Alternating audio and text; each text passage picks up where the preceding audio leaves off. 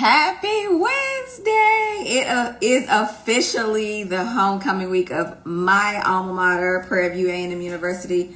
I am super excited to be going home to see my friends and my family and to celebrate homecoming because, let's be clear, Prairie View's homecoming is a national holiday, and if it ain't, it should be. Put it on the calendars. So we are going to be discussing some more real estate horror stories today. And we are going to have the amazing Angel Crayton back on. Angel has a ton of experience in test to some real estate horror stories. We love Angel. She's always very lively, always with a bunch of knowledge. And so to have that conversation with her today, we cannot wait. There she is. I forgot. I'm here. You know what? You are authentically you at all times. I don't know no other way to be. And I'm here for all of it. Absolutely adore it. Hi, Frenchie. Absolutely adore it. Every bit of it. So, hi, Hanifa. Hope you're feeling better. Okay. So, real estate horror stories. Let's get into it. So, you and I, we have tons of conversations all the time about just kind of where our business is, what's going on in the business. And so, just wanted to talk to you today about representation. Because representation, Prairie View A&M University, a historic Black college and university, representation matters. And I think right now we're having such huge conversations around compensation and all the things. I think it's really important that we have conversations about representation. People want to talk about, well, what am I getting for my money? But they're not reading the document, right, that they have in front of them showing that this person is representing me, right? So really kind of deep diving into our buyer and our seller listing agreement. Like I said, I don't think people are reading these documents and I don't think they understand what it all means. So I know you have some horror stories around, I know you have some horror stories around the agreement. So kind of touch on some stories that you have in regards to your buyer agreement. Well, I think first you need to know that it's very important when your broker asks you to make sure you complete the broker engagement, whether it's coming from the buyer side or the listing side, because what that do is create a relationship. And so there's a responsibility on both sides, regardless of what party that you are representing. And so to go through, and let's just talk about listings for a moment.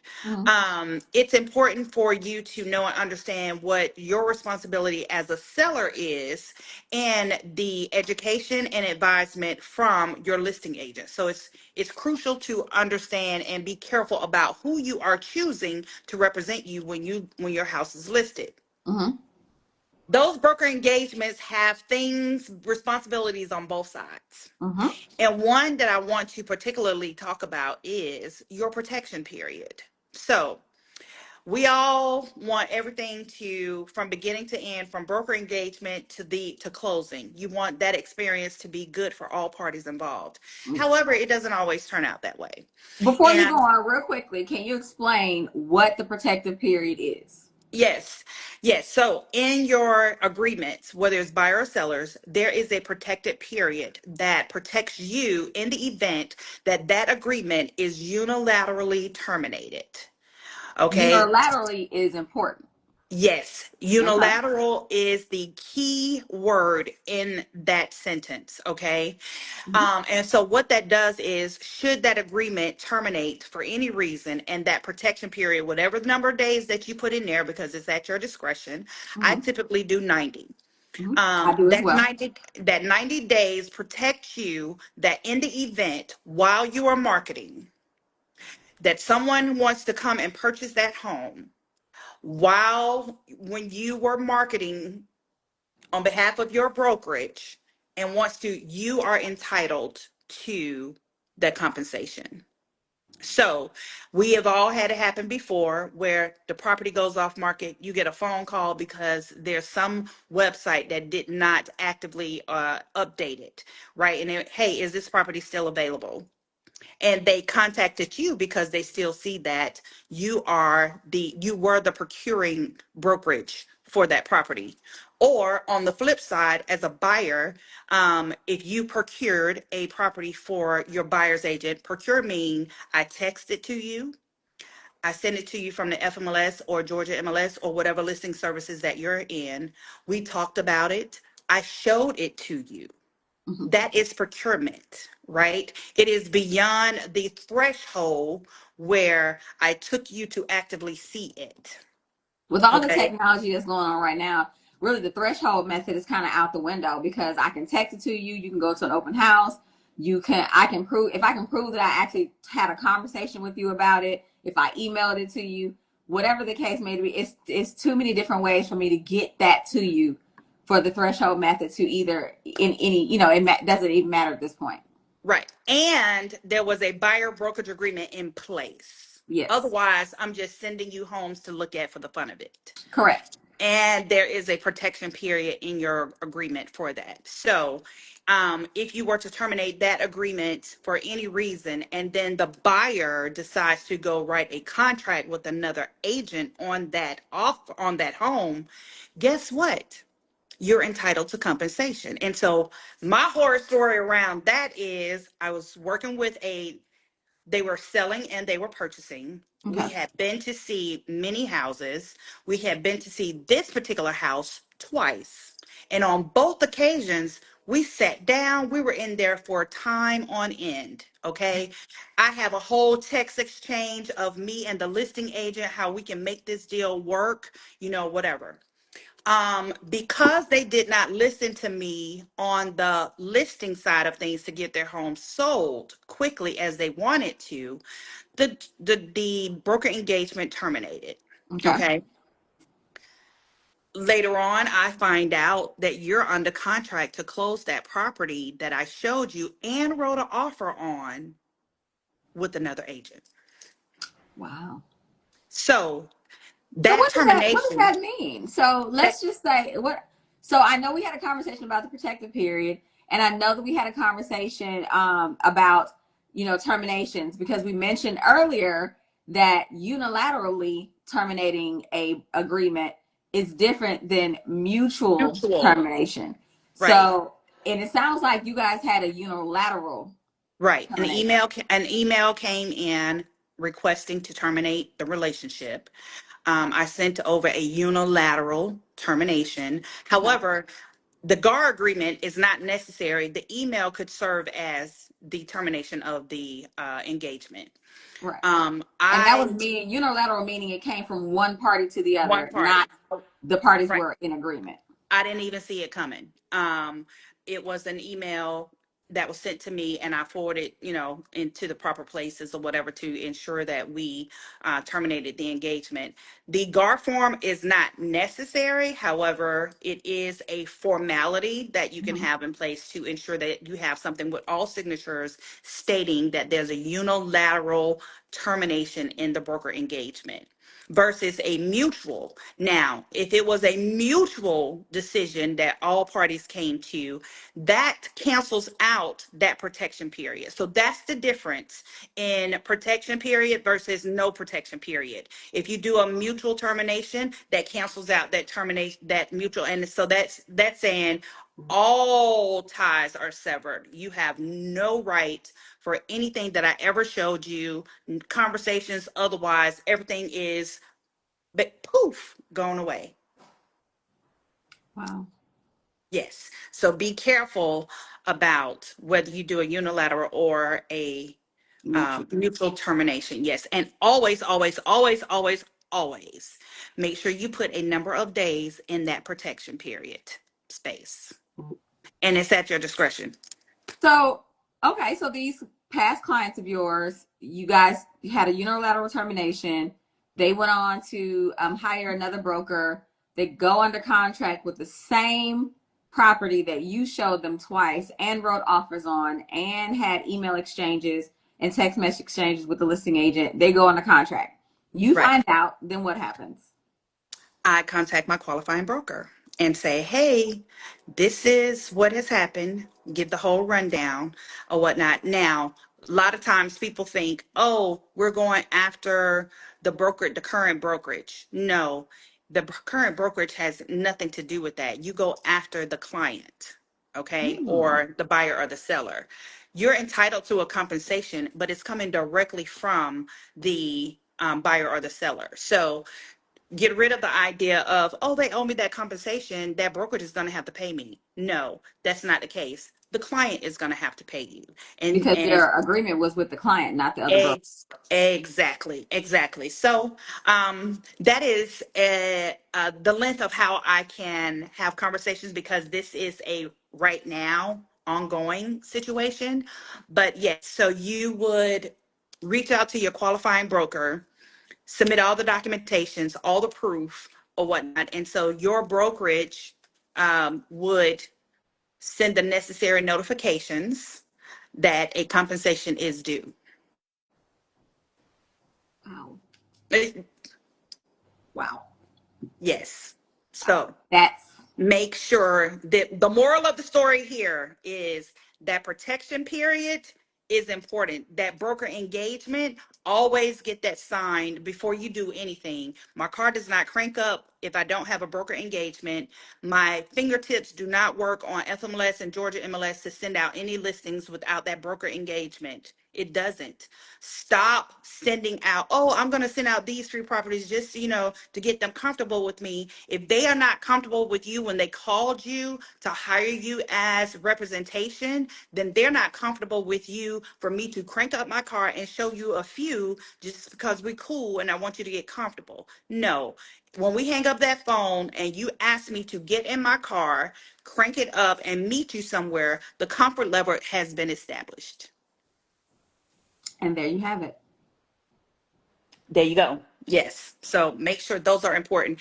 I know a lot of people think, oh, I'll get the broker engagement later, whatnot. No, your Oh, they'll broker get it once requires they that. submit the offer. Oh, I'll do it once I submit the offer. Mm-mm. No. Mm-mm. Get it ahead of time, because you And could be out let's there be very short. clear. I used to be very flippant about the broker engagement. I used to, especially when it's people that I was, friendly with, or someone I had either done business with in the past, or I promise. I mean, I can't tell you horror stories without telling my truth. So, I mean, I have definitely done those things. Were they right to do? They were absolutely not right to do. Are they part of my practice now? They absolutely are not. Because you Listen, learn you only got to learn a lesson one time. exactly. And it's usually the people that be the ones that get you. Because and I don't think that people understand how important representation is. When people make comments like, oh, who you work, do business with matters. It does, because It does. you want someone who has knowledge of the field. You want someone who and I don't mean this in a negative way. You want someone who does this full time, who's engaged with this, who is doing this every day in, day out. And if you hire them, believe them, trust them. Because so Right. many times we have situations where we get with these clients, and we're giving them the information, we're giving them the data, we're doing all the things, but they're just not, believing in what we're saying. They're not taking heed to our expertise. And then, they leave us and they go somewhere else, and then all of a sudden everything that's being said is law. And this one kind of hurts, because this is somebody that I know, Yeah. and someone that I spent a lot of time with. Showed many houses, wrote several offers. And so you don't respect the relationship, nor do you respect the fact that this is how I make my living. Right. And so you took a piece of business from me and gave it to someone else. That's $20,000 of income. Yes. $20,000 of income. That's just on the purchase. We're not even going to talk about the sale. Okay, I lost the sale. That's fine. However, on the purchase, I'm entitled to that compensation. Not only did we see that house more than once, we wrote an offer that was rejected because, again, you don't listen, and I knew that our offer was not going to be what the sellers would accept. Right. But the conversation with the listing agent, her and I cultivated a rapport with one another that, hey, how can we make this work? Because she was trying to get them to purchase their new home, and I'm trying to get my clients under contract to find their next home. Yeah. So yeah, you don't even think about, if I had come to your job and I take $20,000 out of your annual salary, that would be a situation. And it's just something to think about. Yeah, absolutely. Absolutely. You know, we're talking about representation and we're talking about listening to the person you hired. And we're talking about respecting the expertise. Angel, you've been in business almost 20 years now. Um, your expertise, I would imagine, is quite extensive. Have you had any issues with like clients just kind of not believing in what you're saying? Do you have any horror stories about clients not kind of not believing what you're saying, but also not taking heed to your marketing plan and your marketing updates, and then they leave you, and then someone else tells them the exact same thing? Because I know I've had it where I've said, "Oh, you need to paint, you need to declutter, you need to get this house deep clean." Then all of a sudden, they go, "So okay." So it sounds like you do. The way you're shaking your head seems like you have a horror story or two I surrounding that. have, there are many horror stories around that. And what's so heartbreaking, listen, this is a platform where we can be open, honest, transparent, and authentic. And Ooh, it's about to get real, y'all. It's so you may not like what I'm about to say, but it is the real of what we as African American agents experience in this business on a daily basis. And it be your own people, okay? So what happens is, let's just take a listing, for example. You go through the marketing plan, you know how you're going to market this house. The comps come back and say, hey, this is what we can offer your home as. However, in these times right now that we're in a very fickle situation where the consumer is really driving the price, right? And what I mean by that is the comps can say one number and you can put it on the market for that. However, if the consumer does not believe in that number or feel like that's what they should pay, you're not going to get the listing, right. you're not going to get the showing appointments, you're not going to get the offer. And so in this situation, this is exactly what was happening. And we were up against another property that was bigger than ours but was more dated. Mm-hmm. And so what I had suggested is we reduce the sales price. Well, Angel, I got to make such and such and such, and I got to do this and I got to do this, whatever. We had a great marketing plan. We had a timeline. When I go through my listings and there's work to be done in the house, whether it's decluttering or there are projects that need to be completed, or you need to, whatever it is that you Mm-hmm. need to paint, all those things. And I put in my time and effort as well. You want them to listen. And so what you It would don't, be nice. That would it be was absolutely nice. nice.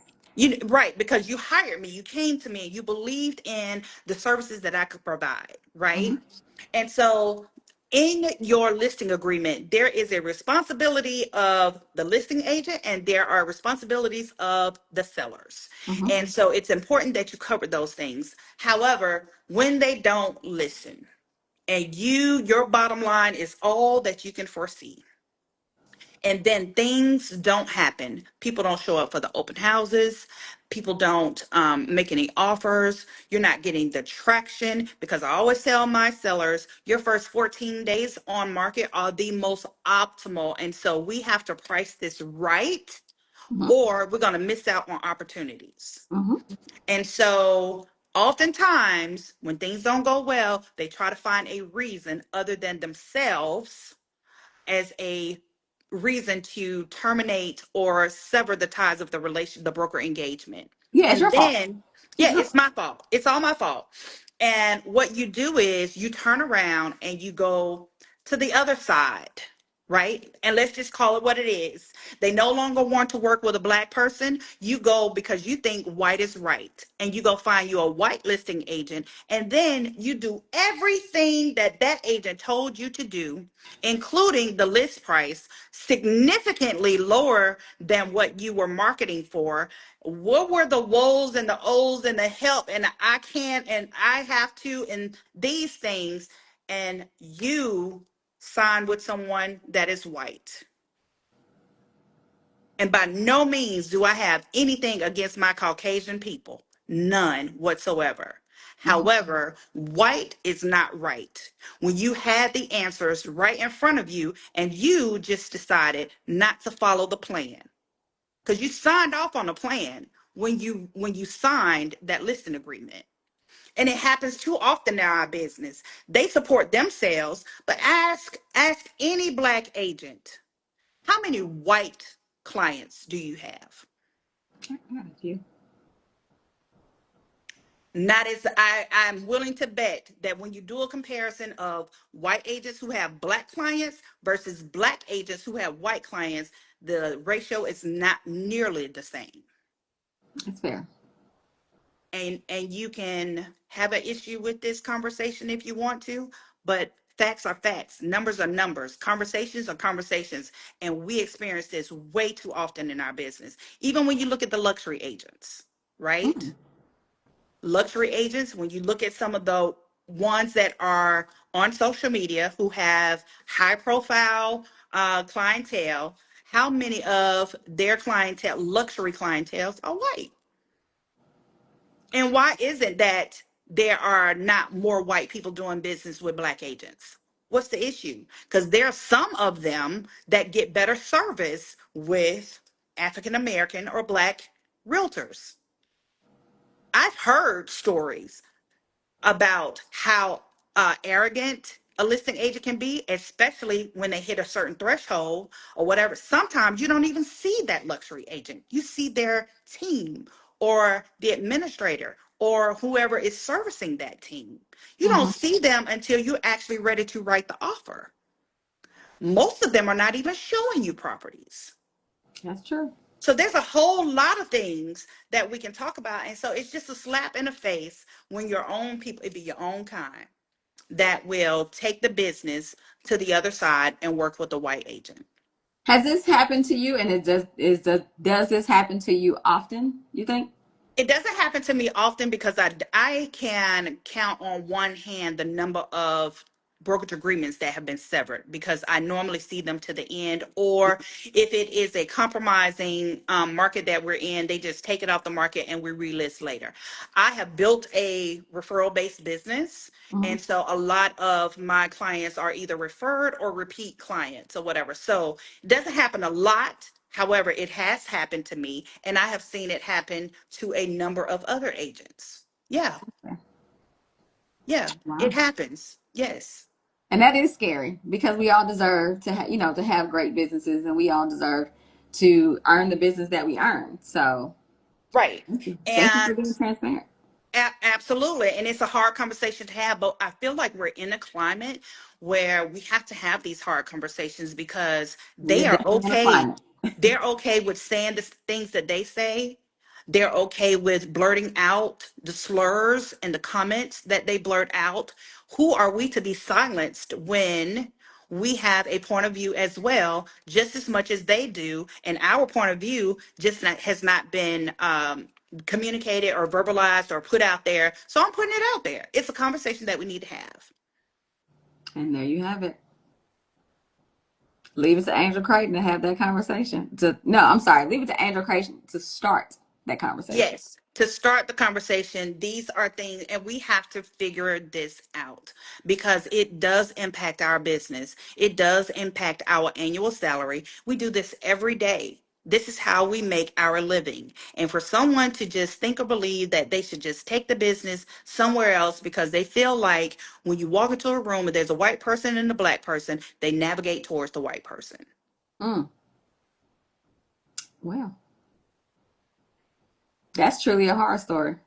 That is a horror story. It is more than a story. It has been a horror journey. And I'm sure that I'm not the only realtor that has this story to tell about their career, about that piece of their career. Yeah. Hmm. Wow. Representation matters.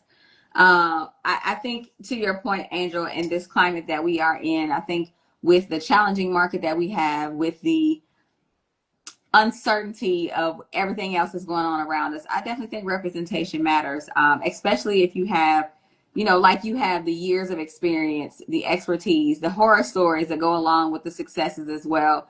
I think that should be revered and it certainly should be respected. So thank you so much for coming on today. You are always a friend to this IG Live.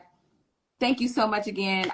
These horror stories have been more than just a notion. Again, we appreciate you so much.